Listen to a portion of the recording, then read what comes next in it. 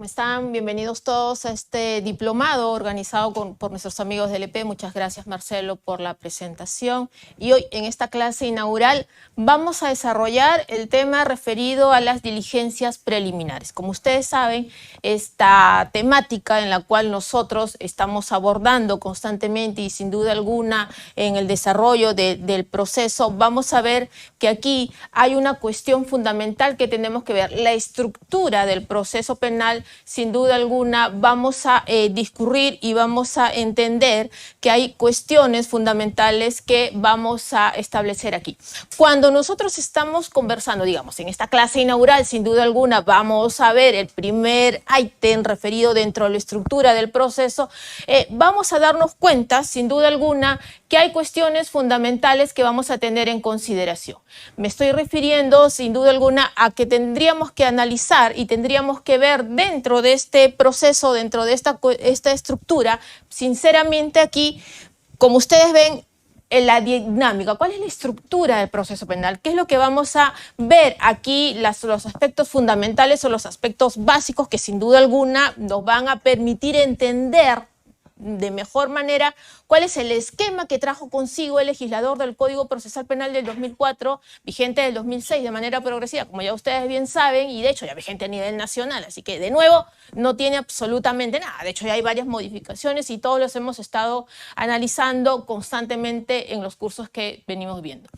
Una cuestión fundamental dentro de este esquema, dentro de la estructura del proceso penal, sin duda alguna, tiene que ver con el inicio, vale decir, con el tema que nos aboca el día de hoy, las diligencias preliminares, que como ustedes saben, el proceso penal tiene tres grandes etapas: la investigación, la etapa intermedia y la etapa del juicio oral. Todos esos temas lo vamos a ver en el diplomado, más o menos algunos docentes van a desarrollar diversas temáticas que tienen que ver con todo el desarrollo de la estructura. Obviamente hay actos especiales que tienen que ver y que merecen sin duda alguna un tratamiento especial, como las medidas de coerción, por ejemplo, que lo van a ver seguramente más adelante.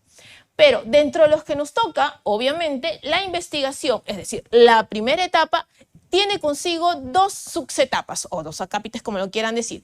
El que nos convoca el día de hoy, vale decir, las diligencias preliminares y la investigación formalizada, o sea, la continuación y formalización de la investigación preparatoria, que hay, digamos, alguna otra etapa subsiguiente. La primera, la que nos aboca, obviamente, radica como competencia, es decir, en la definición y en la actuación, bajo la dirección del Ministerio Público. Con esto no quiero decir que la preparatoria no, obvio, también. Sin embargo, muchas cuestiones de definición, por ejemplo, el tema relacionado a la finalización propiamente dicha del proceso, ya no le implica competencia exclusiva de la Fiscalía, sino que conlleva de por sí también una decisión que tendrá que ser sometida a un control legal y constitucional de parte del órgano jurisdiccional. Entonces, siendo esa la etapa, hay una cuestión fundamental que sí quiero enmarcar, que es lo que vamos a desarrollar el día de hoy en distintos tópicos que vamos a desarrollar. Y cuando nosotros hablamos de las diligencias preliminares o la investigación preliminar, como también es denominada, o mejor dicho, era denominada antes, ustedes recuerdan, con el Código Viejo no había propiamente una regulación normativa de las diligencias preliminares o investigación preliminar. De hecho, había la instrucción. Hoy en día tenemos esta etapa de investigación en dos subetapas. Sin embargo, sí había una legislación, digamos, anexa, que era la 27394, que la que establecía más o menos, y la que se dio en diciembre del año 2000 a propósito de los casos que se instauraron en ese momento de corrupción de funcionarios, la 27379, si mal no recuerdo, establecían y regulaban, digamos, algunas actuaciones propiamente dichas de la investigación preliminar. Esta investigación preliminar de por sí, con el anterior sistema o con, obviamente, el nuevo Código Procesal Penal, demanda partir de un elemento central. Y me estoy refiriendo a la definición de un hecho. Obvio, una investigación parte porque hay el conocimiento de un hecho. Pero en tanto estamos dentro del sistema de justicia penal, vamos a someter a sospecha, digamos, dentro del sistema de justicia penal, es obvio que este hecho no puede ser cualquier hecho. Se necesita, obviamente, es necesario de manera concurrente que este hecho tenga relevancia penal y que este hecho de relevancia penal sea posible de ser atribuido de manera individual a una persona y que para su inicio obviamente se necesita un grado de sospecha simple. ¿Por qué? Lo vamos a ver más adelante, porque en definitiva vamos a empezar recién, las pesquisas, se va a empezar recién esta cuestión en la determinación, incluso de manera progresiva de la definición y concreción del hecho y obviamente también del estándar de sospecha que se demanda. Sin embargo, conforme lo vamos a desarrollar, hay cuestiones principales que se tienen que tener en cuenta. Lo primero, de manera general y de manera específica necesaria, es definitivamente la concreción de un hecho con relevancia penal posible de ser atribuido a determinada persona y sin duda alguna en un grado de sospecha simple para el inicio del mismo. Ahora, estas diligencias preliminares obviamente son entendidas dentro de este contexto que estamos conversando como una fase de conocimiento de circunstancias, porque obviamente recién se va a empezar estas, y de adquisición de datos. ¿De datos para qué? De datos para que se pueda desarrollar y se pueda llevar a cabo estas pesquisas de quien está sometido o el hecho que está sometido a investigación preliminar. Obviamente, de lo que estamos hablando aquí, nos estamos refiriendo a actos urgentes e inaplazables. Son aquellos que corresponden necesariamente echarle una mirada obligatoria para poder ver si es que se continúa o no la investigación en ese contexto. ¿A cargo de quién está? De hecho, por mandato constitucional está a cargo del representante del Ministerio Público, es decir, Fiscalía, los fiscales. Fiscales que por demás tienen que actuar con un criterio de objetividad y bajo la protección del principio de interdicción de la arbitrariedad. Lo vamos a también ver. Actos del Ministerio Público que sin duda alguna van a estar sometidos, lo dijimos anteriormente, a un control de legalidad y también de constitucionalidad, porque recuerden ustedes que el Ministerio Público, como un órgano constituido, evidentemente está sometido a actos de control constitucional. Eso no deja de lado que el juez de garantía, vale decir, el juez de investigación preparatoria, dentro de este esquema de control que desarrolla vía las audiencias de tutela tan conocidas por nosotros, obviamente va a tener que definir si es que determinados actos realizados por el Ministerio Público, por la policía, son a todas luces o legales o que están respetando o no los derechos fundamentales de quienes ven inmersos en este primer estadio de la investigación. Y de hecho vamos a conversarlo, no solamente una potestad de control a favor del imputado, que por lo general se entendían las tutelas, sino también ahora en recientes pronunciamientos la viabilidad de que el agraviado o de quien se considera agraviado obviamente pueda recurrir en ejercicio de estos derechos, vale decir. Entonces, en resumen, lo que estamos viendo es, para el inicio o digamos el nacimiento de estas diligencias preliminares requiere de manera necesaria un hecho de relevancia penal posible de ser atribuido a determinada persona que va a tener que ser individualizada en un grado de sospecha simple. ¿Por qué en un grado de sospecha simple? Porque obviamente recién estamos empezando esta cuestión. Esta investigación, como bien lo estamos llevando a cabo, estamos entendiéndola, se trata de una fase de conocimiento de las circunstancias, lo dijimos anteriormente, y adquisición de datos que van a permitir representarse de manera más concreta posible de lo que ha sucedido. Es decir, llega la noticia de supuestamente que se ha cometido algún ilícito penal, entonces este ilícito va a tener que ser sometido a los actos urgentes e inaplazables, dice el Código Procesal Penal, para que se pueda determinar si es que ese hecho en verdad ha existido, se ha producido, es real y resulta concretamente atribuible a determinada persona. En ese contexto, entonces, las características de esta investigación resultan ser de carácter, el primero de ellos, obviamente, el contingente, porque lo primero que se va a desarrollar, o lo primero que no vamos a tener en consideración aquí es, ¿hay necesidad de realizar estos actos urgentes e inaplazables de la investigación preliminar? ¿O es que ya contamos con un material suficiente que pudiera merecer en este estadio la posibilidad siquiera de iniciar o de ya formalizar la investigación propiamente dicha? De por lo general, nosotros encontramos regulada esta posibilidad en el artículo 330 y 334 del Código Procesal Penal.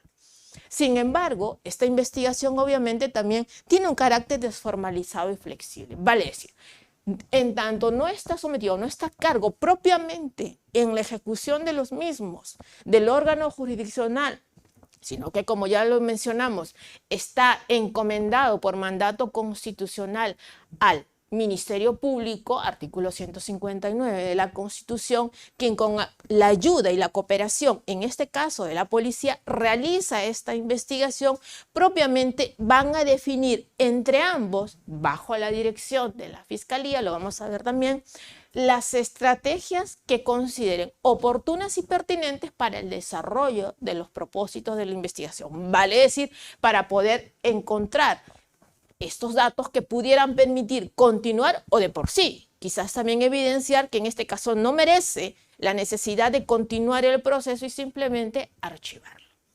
Una tercera característica obviamente tiene que ver con el carácter secreto y reservado. Y esto está plasmado, entre otros, obviamente en el artículo 324 del Código Procesal Penal. Es cierto, obviamente, hay varias cuestiones que suelen estar digamos, en contradicción en la práctica, o el respeto, mejor dicho, utilizando el término correcto, de este tema de la reserva y el secreto de la investigación. Claro, hay que cautelar. ¿Cuál es el propósito? ¿Cuál es la finalidad de esto? Simplemente, obvio, cautelar la posibilidad, en este caso, de que la investigación que se está desarrollando no sea impedida, no sea obstaculizada. Entonces, el resguardo obviamente va a los factores externos de quienes intervienen dentro de esta investigación, y en caso la Fiscalía considere motivadamente la necesidad de decretar un secreto, es decir, incluso para las partes intervinientes, entonces tendrá como propósito y fundamentación simplemente aterrizada en la necesidad de cautelar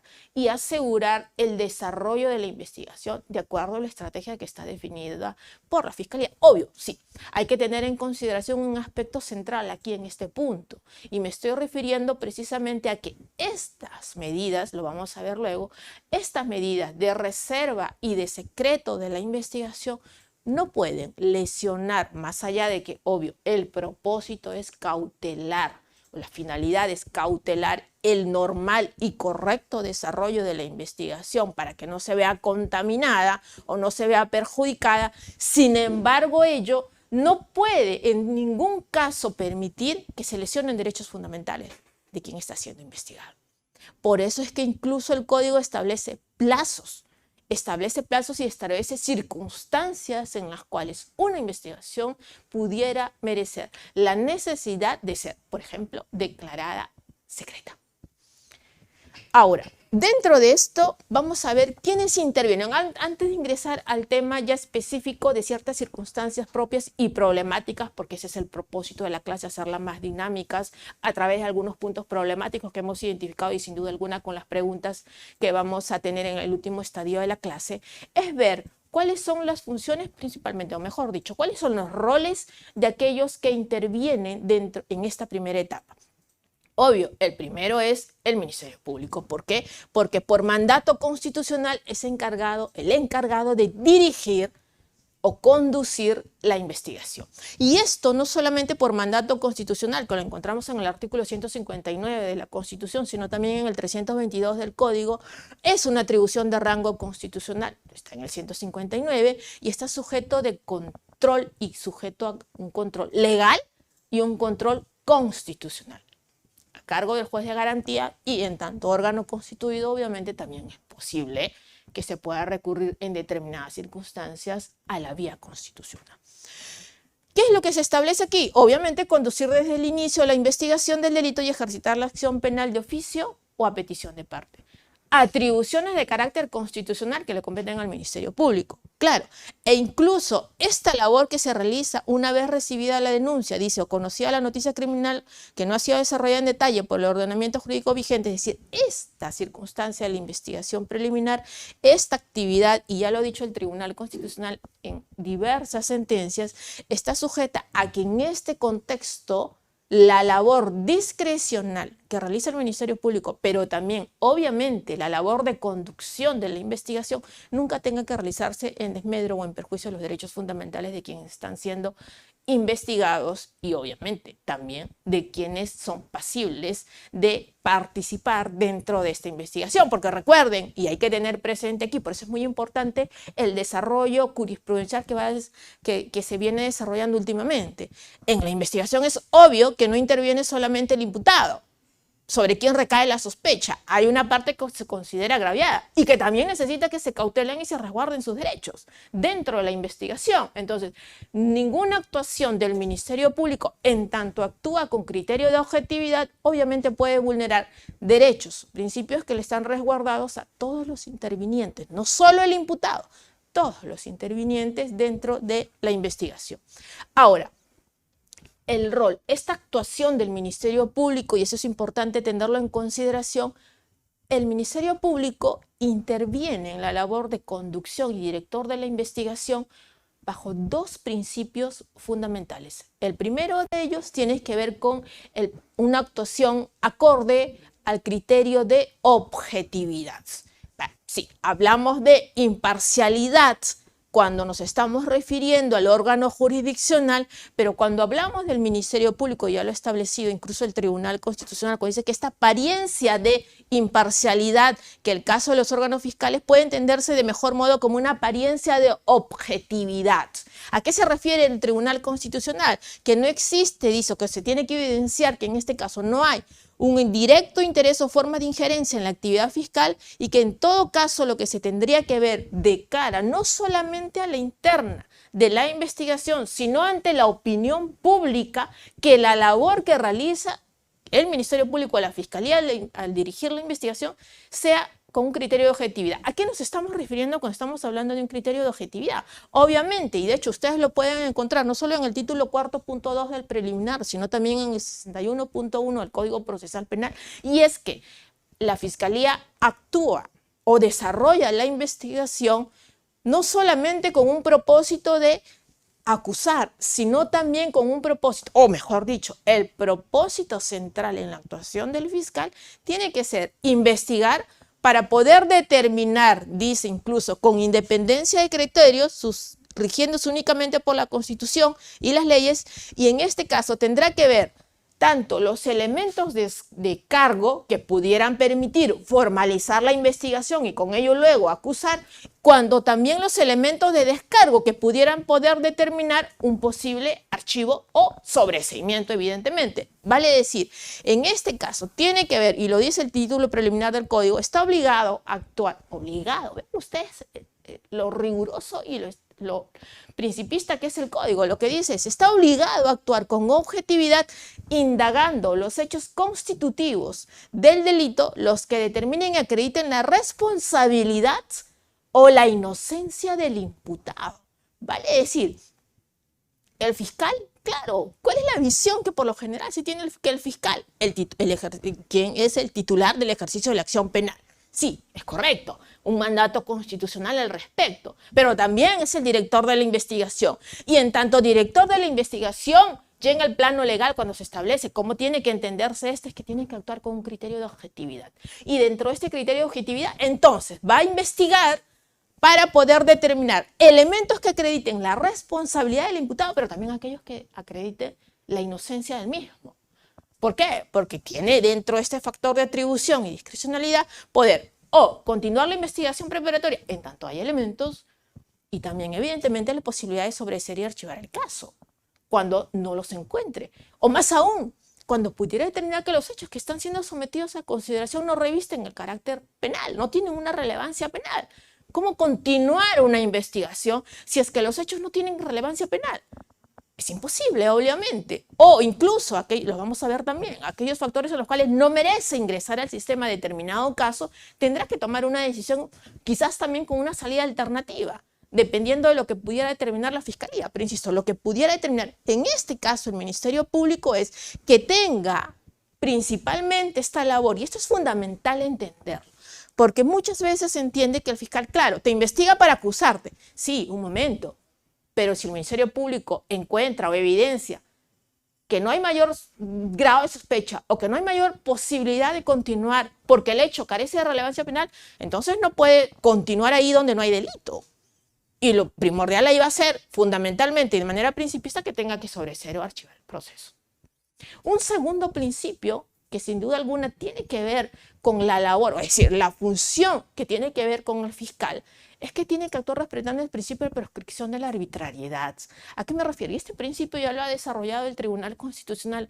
Recuerdo que quizás el primer caso en el cual se pronunció al respecto fue en el caso 6167-2005, el caso Cantuaria-Salaverry, donde estableció, claro, era un caso donde tenía que ver con un sometimiento del arbitraje a un tema penal y llegó en esas circunstancias al Tribunal Constitucional. Lo que se estableció es que el Ministerio Público en su actuación no debiera de realizar, dijo, determinados actos que pudieran resultar arbitrarios. Es más, utiliza frases muy fuertes en esta sentencia 61-67 que tiene que ver tiránicas, despóticas, que tengan que ver en este caso con la afectación a derechos fundamentales. Claro, principalmente porque tiene este deber como órgano constitucionalmente constituido, que tenga que cautelar los principios fundamentales o los derechos fundamentales que le asisten a las personas que están siendo sometidas aquí a proceso. Ahora, dentro de esto, obviamente, ¿quién coadyuva en esta labor? La policía.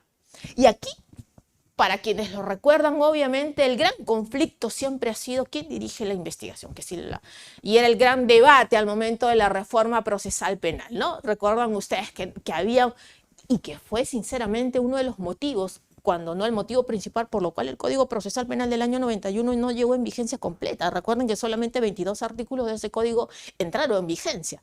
Pero la gran cuestión era, ¿quién dirige la investigación? Sí, se entiende que técnicamente, y hay que reconocerlo técnicamente, quien tiene de por sí la experticia, el conocimiento en pesquisas, no vamos a negarlo, es policía.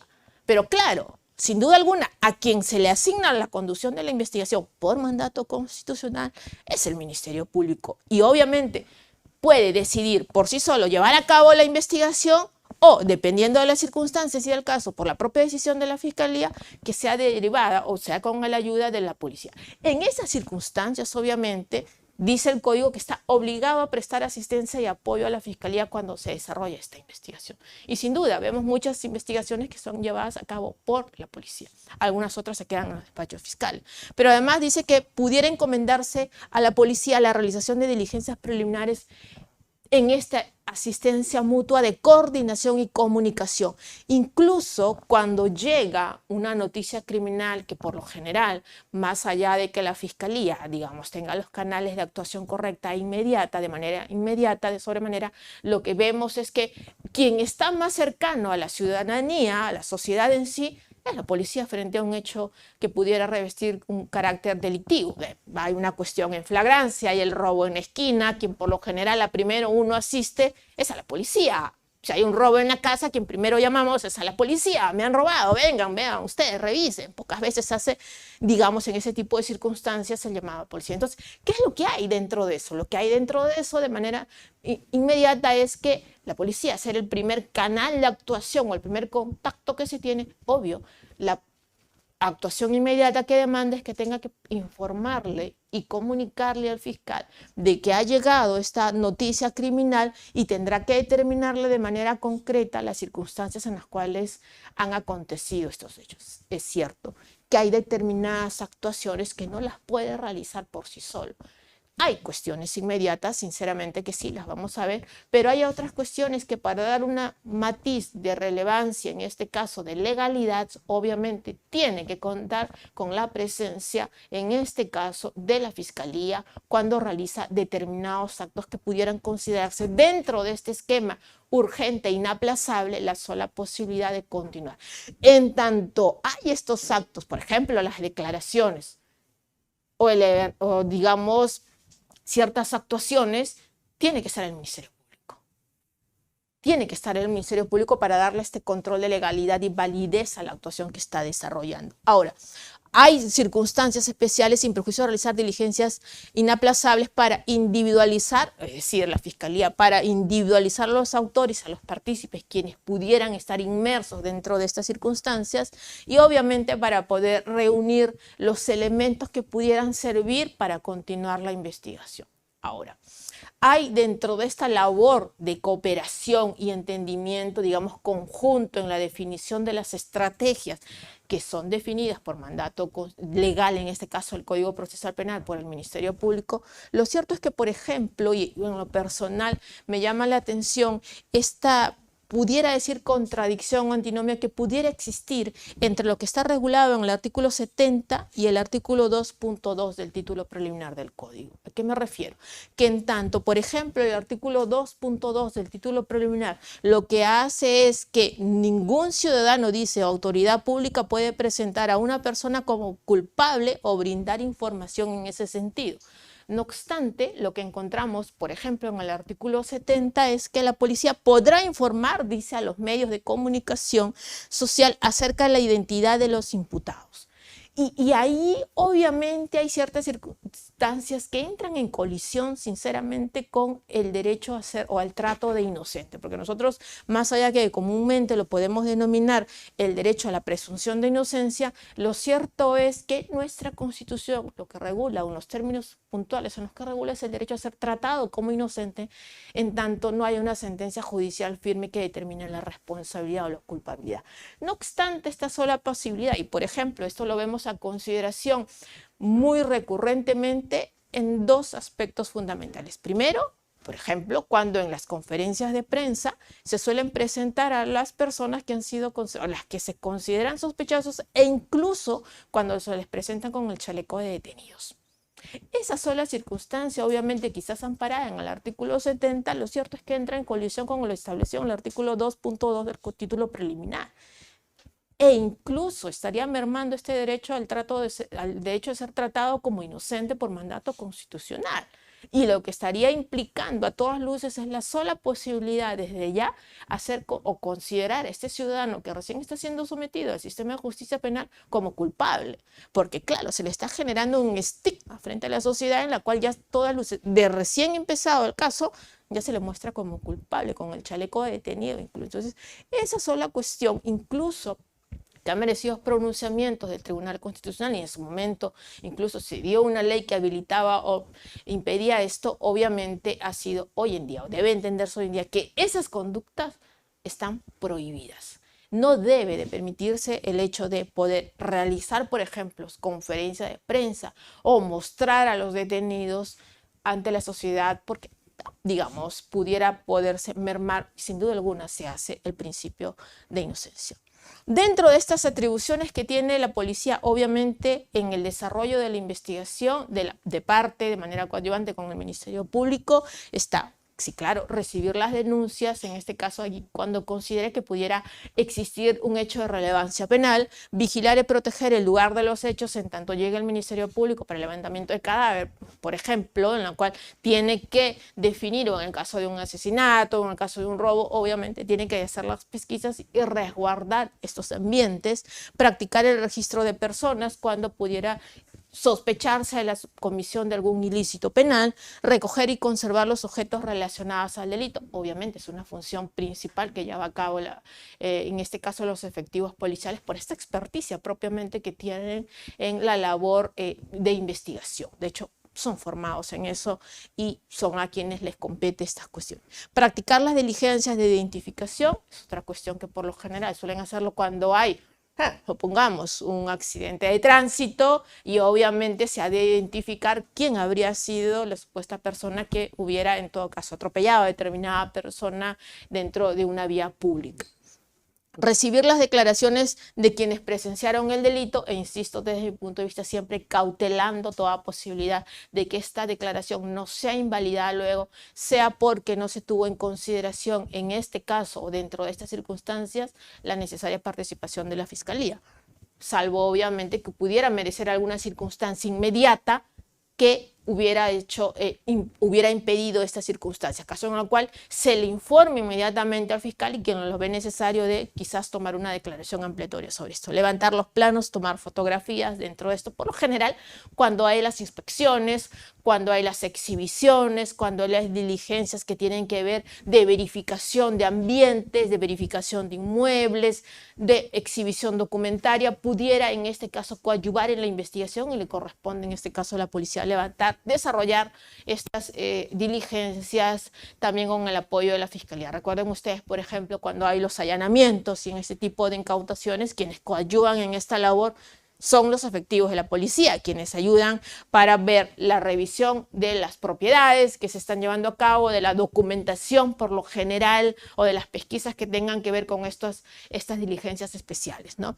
Capturar a los presuntos autores y partícipes, evidentemente, si estamos hablando de una cuestión, por ejemplo, de flagrancia, es entendible, obviamente, que en tanto las circunstancias son inmediatas, la policía tenga que encargarse de estas actividades, no va a estar esperando al fiscal, hey, vamos a poder detener o no vamos a poder detener si están viendo al carterista que se está llevando los bienes de determinada persona, ¿no? Asegurar los documentos privados, tanto lleguen, por ejemplo, en este caso que estábamos poniendo como ejemplo el tema de los allanamientos y las incautaciones, les corresponde esto también. Allanar los locales de uso público, siempre dentro del contexto de estas investigaciones que pudieran contar con un mandato judicial, por ejemplo, dentro de la estrategia del Ministerio Público. Efectuar las incautaciones necesarias en caso de urgencia si lo demanda. Recibir las manifestaciones de los presuntos autores de manera principal aquí, obviamente, sin desconocer el derecho de defensa, vale decir, a ser asistido por un abogado defensor, pero no solamente ello, sino que hacerle saber de los derechos que tiene. Es una circunstancia, en verdad, que muy pocas veces se suele entender el grado de necesidad de poder hacer valer estos derechos y de que una de las primeras cuestiones que tiene que tener en consideración el policía es que tiene que informarle a quien considera sospechoso desde antes de la declaración. Por eso sí es muy saludable, por ejemplo, que muchas declaraciones en el Ministerio Público no inician sin antes informarle los derechos al imputado y también los derechos al testigo. Y eso es algo muy valioso que cada vez más estamos viendo que se está respetando. No hay acta en la cual nos tenga que ver la necesidad de dar lectura íntegra a estos derechos. Lo propio, obviamente, tiene que tener la policía cuando realiza por encargo del Ministerio Público estas declaraciones.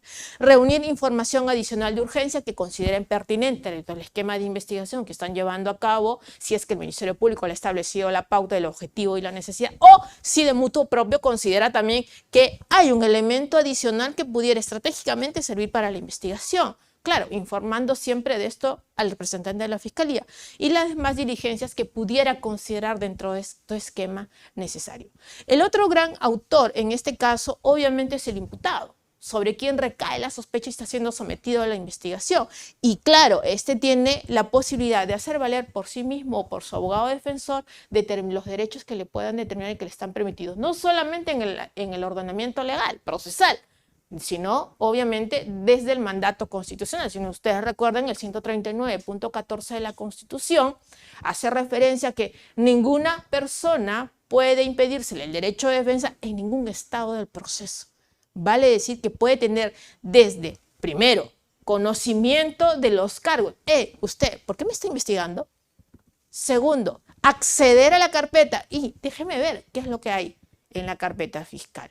Yo recuerdo mucho con el viejo código que había incluso, no recuerdo el número, pero había una sentencia del Tribunal Constitucional que era una sentencia, no sé si de la Corte Suprema, que establecía que esto de que solamente pudieran acceder a revisar el expediente, antes se denominaban expedientes, no carpetas fiscales, una vez que hubiera declarado, que hubiera dado su instructiva. Obviamente eso iba en contra de lo que establece el 129.14 de la Constitución, que esto es la posibilidad de ejercer el derecho de defensa en cualquier estado del proceso. Y con ello, obviamente, una de las manifestaciones de este derecho de defensa es la necesidad de conocer los cargos.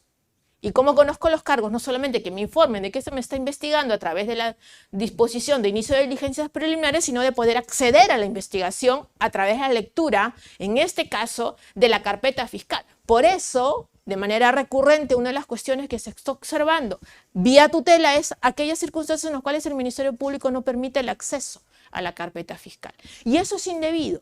¿Por qué? Porque está recortando el derecho de defensa. ¿Cómo me defiendo si no conozco qué es lo que está avanzando el Ministerio Público? ¿Qué es lo que está actuando el Ministerio Público? ¿Qué oficios han llegado? ¿Qué diligencias se están realizando?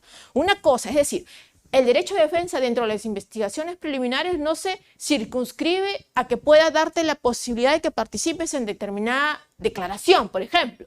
No, sino también acceder a la revisión de la carpeta fiscal. Y entonces, cuando no te lo permiten, o te lo permiten cada 15 días, cada 20 días, si no te programan, porque ahora uno tiene que pedir, no sé cómo están en sus sedes, pero por lo general uno tiene que pedir por escrito. Antes uno iba y decía, quiero leer la carpeta, y te la daban. Después de la pandemia la cosa cambió en algunas prácticas y lo que sucede es que tienes que pedir por escrito autorización para poder leer la carpeta y te la dan. Esas prácticas, en verdad, de pedirlo por escrito, más o menos por escrito, por oral, lo cierto es que no se puede impedir que accedas a la carpeta.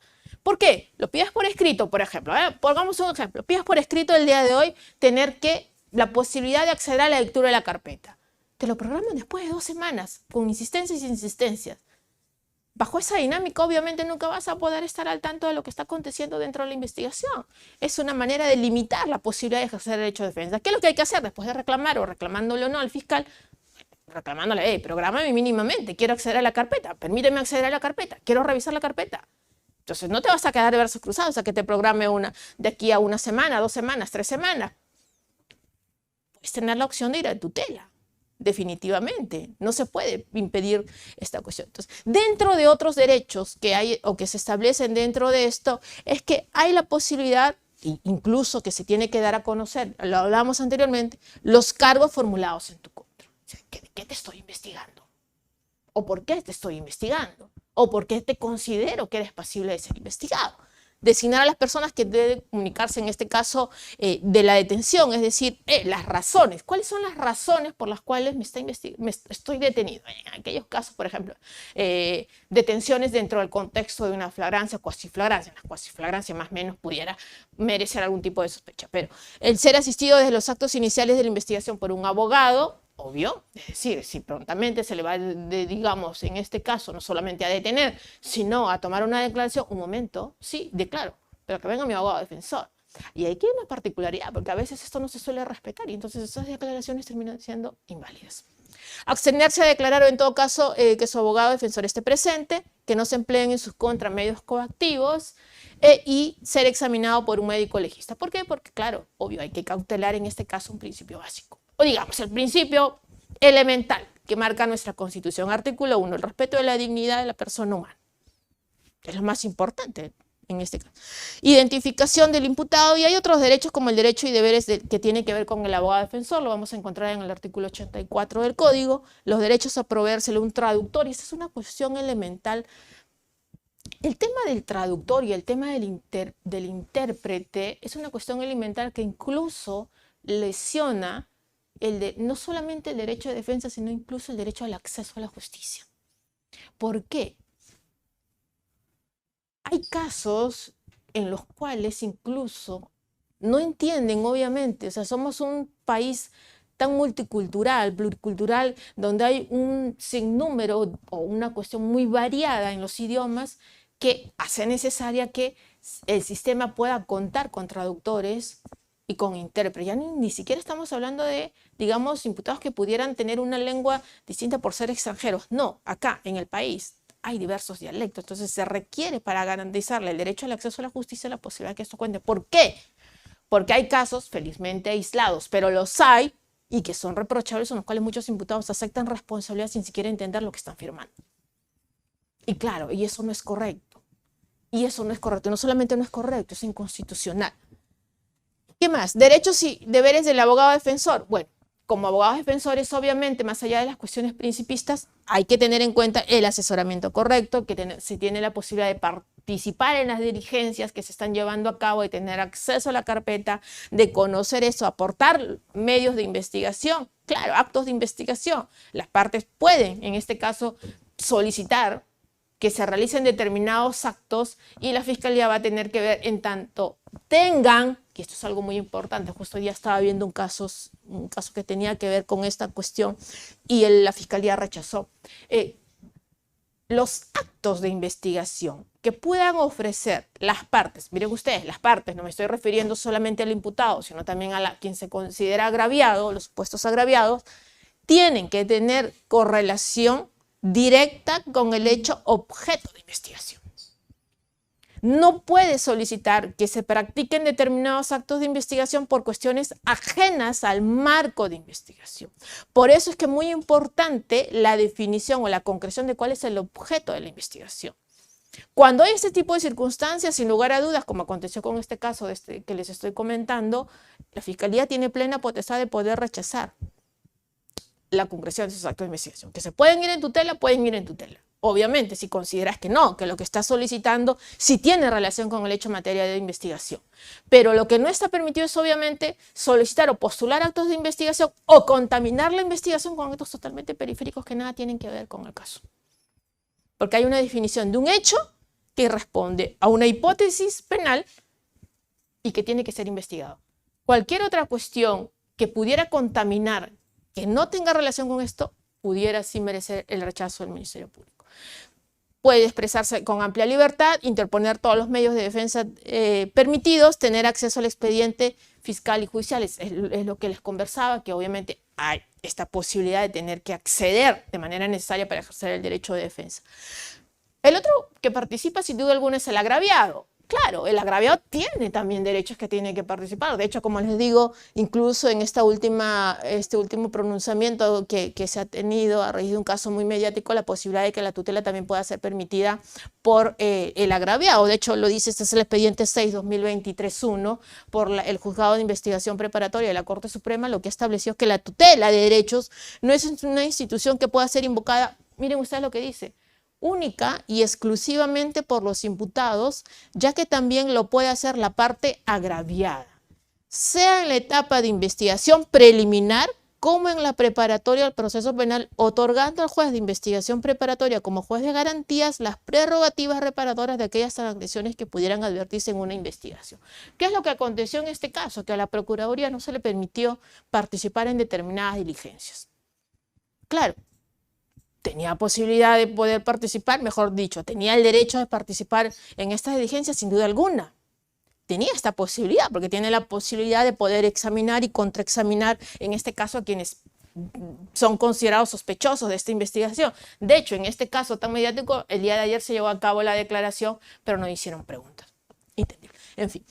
¿Qué derechos tiene? De ser informado de los resultados de la actuación en la que hubiera intervenido, así como el resultado del procedimiento. ¿Por qué? Porque siempre y cuando, en este caso, tiene la posibilidad de poder cuestionar aquí aquella decisión que tenga que ver con el sobreseimiento. ¿Por qué? Porque tiene la posibilidad de recurrir esta decisión. Claro, si archivan en este caso, o si, digamos, inicia las diligencias preliminares, terminan y archiva, tiene la posibilidad de pedir que esta sea revisada por el órgano superior, vale decir, por la Fiscalía Superior, dentro del contexto en los cuales considera que ese archivo o esta no formalización de la investigación ni continuación de la investigación no es correcta. Eso lo vamos a ver también luego en qué casos pudiera tenerse en cuenta. Y claro, está el juez de investigación preparatoria que dentro del nuevo modelo procesal penal tiene esta labor de juez de control. Y vean ustedes lo que les voy a decir. Juez de control legal y constitucional. En este último tramo no es que esté supliendo las facultades propias de un juez constitucional, sino que de por sí, en tanto juez de garantías, va a tener que ver por la cautela de no transgresión de los derechos fundamentales. Claro, lo primero en los cuales son las primeras circunstancias en las cuales, por ejemplo, un juez acciona, un juez de investigación preparatoria dentro de las diligencias preliminares es a través de las tutelas. Por lo general, la tutela que tenga que ver con un principio de imputación necesaria, que lo vamos a ver luego. Y entonces, dentro de eso, lo que tiene que hacer el juez es actuar con un criterio de imparcialidad, por mandato constitucional, el artículo 139, tiene que actuar en este criterio, tiene que ser un juez imparcial, pero que también tengan que cautelar un derecho fundamental que en este caso está contenido en el artículo 1 del título preliminar del Código Procesal Penal. Me estoy refiriendo puntualmente a la posibilidad, al derecho de ser tratado en igualdad de condiciones dentro del desarrollo del proceso. El juez dirime, el juez decide, el juez resuelve una controversia que les está llevando a consideración. El juez no es fiscal ni el juez es abogado defensor. Es decir, ¿qué es lo que les quiero decir? Que no puede usurpar ni la función, ni el rol de uno, ni de otro. Si considera que el fiscal no está actuando correctamente o no está actuando, digamos, eficientemente, o que el abogado defensor no está actuando eficientemente dentro de un... Entonces tiene la posibilidad de pedir la exclusión o el reemplazo. Pero no hacer de fiscal ni hacer de abogado defensor. Sí, me van a decir muchos, claro, pero en la práctica a veces los... Hay que hacer respetar el principio de imparcialidad en igualdad de trato de condiciones, igualdad procesal dentro del desarrollo de la investigación, en resguardo de los componentes y manifestaciones del debido proceso y fundamentalmente, en tanto imputado la presunción de inocencia y en tanto agraviado el acceso a la justicia, que son nociones fundamentales que se deben de tener en consideración. Se va a pronunciar el juez sobre las medidas limitativas de derechos que requieren, en este caso, obviamente, un allanamiento con fines de incautación. Claro, le corresponde en ese caso al fiscal solicitarlo al juez motivada y sustentadamente y el juez lo podrá resolver. Podrá decir que sí, podrá decir que no, pero es el juez quien determina esto. También podrá dictar una medida de detención preliminar, en efecto, a requerimiento del fiscal, motivadamente y sustentadamente, sin lesionar los derechos, obvio, pero son cuestiones en las cuales el juez ya entra, en este caso, a tener una participación activa y realiza los controles de legalidad y constitucional para que no se lesione ni el ordenamiento legal, ni los derechos fundamentales del imputado o también, como hemos visto, del agraviado. Entonces, dentro de esas circunstancias, cuando exista la posibilidad de recortar dentro de las diligencias preliminares un derecho, digamos, un derecho fundamental o limitar un derecho fundamental, se requiere la necesaria concurrencia del juez. Ya no basta la sola decisión de la fiscalía. ¿Cómo iniciamos una investigación preliminar?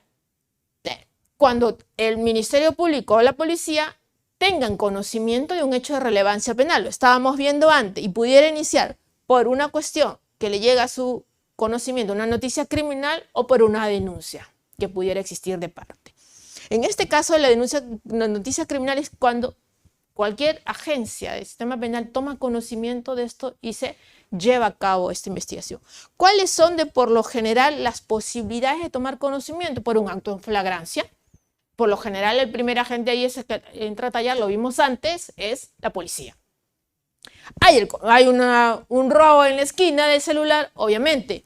Hay una noticia criminal que va a llegar en conocimiento en cualquier momento por una cuestión de flagrancia si está ahí el efectivo policial o algún ciudadano vía arresto de un ciudadano. Otra cuestión que puede entrar es por notoriedad. Por lo general, los medios de prensa que tienen en consideración en estos aspectos. Claro, a diario vemos noticias que dan cuenta de determinados sucesos de relevancia penal. De hecho, en los reportajes que suelen haber en estos programas dominicales, por lo general ocasionan u originan, en este caso, el inicio de una diligencia preliminar, de una investigación. Lo que no se debe hacer en muchos casos es en todo ver un tipo de filtro mínimo que tenga que ver si es que ese hecho tiene o no relevancia penal. Otra segunda cuestión es por la existencia de rumores acerca de su comisión. Tiene que ver con los temas, por ejemplo, en redes sociales también a veces se suelen informar muchos de estos casos, insisto. Pero aquí una cuestión fundamental en el tema de las noticias criminales. Merecen necesariamente un filtro de análisis de viabilidad si es que estamos o no ante un hecho de relevancia penal. No todo es pasible de dar inicio a diligencias preliminares. Indicios de delito en proceso extrapenal. El artículo 10 del Código Procesal Penal, por ejemplo, establece la posibilidad de que si en un proceso extrapenal se pudiera evidenciar algún indicio de que existiría un hecho de relevancia penal, lo tiene que poner en conocimiento el Ministerio Público. El descubrimiento durante el desarrollo de un proceso, si es que dentro de determinado proceso se da lugar a que pudiera haber la posibilidad de otro hecho en materia de relevancia penal, obviamente también constituye una fuente de información. Y finalmente, por una comunicación recibida por el juez, estamos en una audiencia, por ejemplo, y hay estos disturbios y todo, que ingresa con un arma o hay cualquier cosa, pues obviamente que hay esta posibilidad de que pudiera estar cometiendo un ilícito penal. Entonces también pudiera dar lugar a una investigación. Y lo otro es por la denuncia, ¿no? Hay una denuncia de parte y entonces se pone en conocimiento del policía o del fiscal de la existencia de esta conducta que considera debe ser investigada. Pero en estos casos también hay que tener una cuestión muy importante aquí. Hay presupuestos que se tienen que cumplir para poder llegar a cabo. Primero, obvio, hay que tener en cuenta que esta puede ser una denuncia facultativa de acuerdo al 326.1 del Código Procesal Penal, y esto es que cualquier persona tiene el derecho de poner en conocimiento de la autoridad este hecho de relevancia penal, siempre y cuando el ejercicio de la acción penal para perseguirlo sea público. Ahora, hay casos en los cuales la denuncia es obligatoria. ¿Y a qué nos estamos refiriendo? Conforme al 326.2, quienes están obligados a hacerlo por mandato expreso de la ley, en especial los profesionales de salud, y esto es algo muy importante, por los delitos que conozcan el desempeño de su actividad, así como los educadores por los delitos que hubieran tenido lugar en el centro educativo. Estos casos que por lo general en los centros de emergencia pueden ocurrir menores de edad que llegan embarazadas digamos lesiones que llegan y reciben a alguien herido de bala o apuñalado, obviamente, tienen que poner en conocimiento. Tienen que ponerlo en conocimiento. Igual los educadores, ¿no? Si es que encuentran en este caso que existiría un perjuicio en alguno de los alumnos, obviamente, y considera que en este caso tiene relevancia penal, lo tiene que poner en conocimiento, es materia obligatoria. Los funcionarios en el ejercicio de sus atribuciones o por razón del cargo, cuando tomen conocimiento también de realización de un hecho punible, tienen también la obligación de ponerlo en conocimiento. Ahora, hay, así como los criterios de obligatoriedad de denunciar, los criterios también son los cuales la denuncia no es obligatoria. Claro, estamos hablando que es una facultad la de denunciar y nadie está. ¿Por qué? Entonces, al contrario, por ejemplo, lo que establece el artículo 327 del Código Procesal Penal es que en los casos de la denuncia contra sus cónyuges y parientes comprendidos dentro del 4º grado de consanguinidad o 2º de afinidad no hay esta obligatoriedad.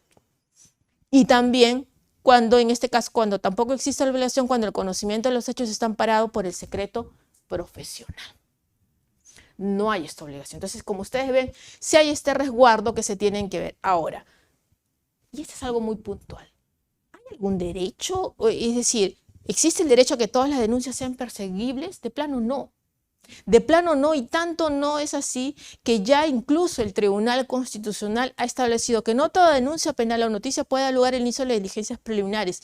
Y conforme ya lo había reconocido el tribunal, lo que dicen, miren ustedes, es muy importante. En el Estado constitucional del derecho no existe un derecho fundamental a que todas las denuncias que se presenten sean penalmente perseguibles. ¿Por qué? Porque precisamente hay esta facultad de filtro que les corresponde al Ministerio Público determinar en qué casos, qué denuncias merecen ingresar al sistema penal o no, o en qué casos luego de iniciadas tienen que archivarse. Entonces, hay estos criterios que se deben de tener en consideración, y es más, el artículo 334 del Código Procesal Penal, recuerden, miren ustedes lo que dice, si el fiscal al calificar la denuncia, ¿no?, considera que el hecho denunciado no constituye delito, no es justiciable penalmente, entonces procede a no formalizar o archivarlo. Tiene esa facultad. Entonces, no todo ingresa en este caso. Terminamos con esto antes de ir al break. Yo creo que ya nos va tocando el tema del descanso. En esto que últimamente fue bastante cuestionado. Fue bastante cuestionado porque, claro, cuando hablamos del inicio de las diligencias preliminares, se entiende que luego de la denuncia o la noticia criminal que es tomado en conocimiento por el Ministerio Público, lo que procede es la decisión de iniciar o no las preliminares. Pero han habido casos en los cuales se han realizado una especie de, que le han denominado indagaciones previas, es decir, determinadas actuaciones de la Fiscalía que pudieran permitir, antes de decidir si inicia o no diligencias preliminares, poder realizar determinados actos. Y claro, el cuestionamiento vino ahí de cara a las tutelas, porque se consideraba en este caso que había una vulneración al derecho de defensa, que es lo que establecido en este caso vía apelación la Sala Penal Permanente, lo que establecido y se hace referencia a actos de ordenación.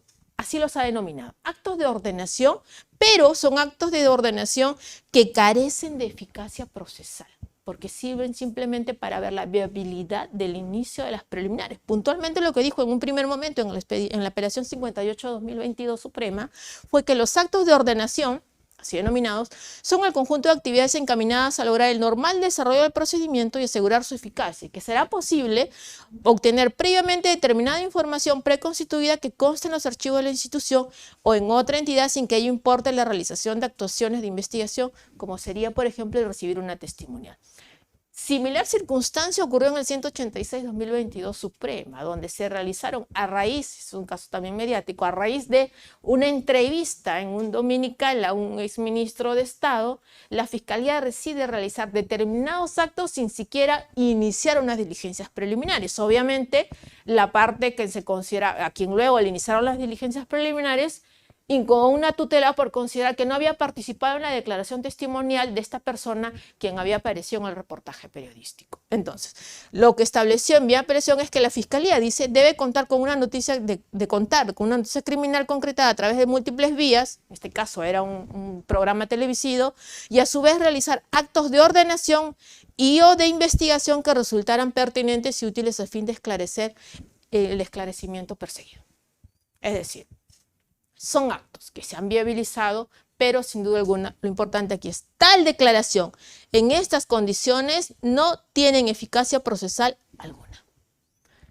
¿Qué permitiría esto? Que iniciadas las preliminares, obviamente lo que tendría que hacerse es convocar a esta persona a declarar, si estamos hablando de auto testimonial. ¿Para qué? Para que se tenga que cautelar el derecho de defensa. ¿De qué manera?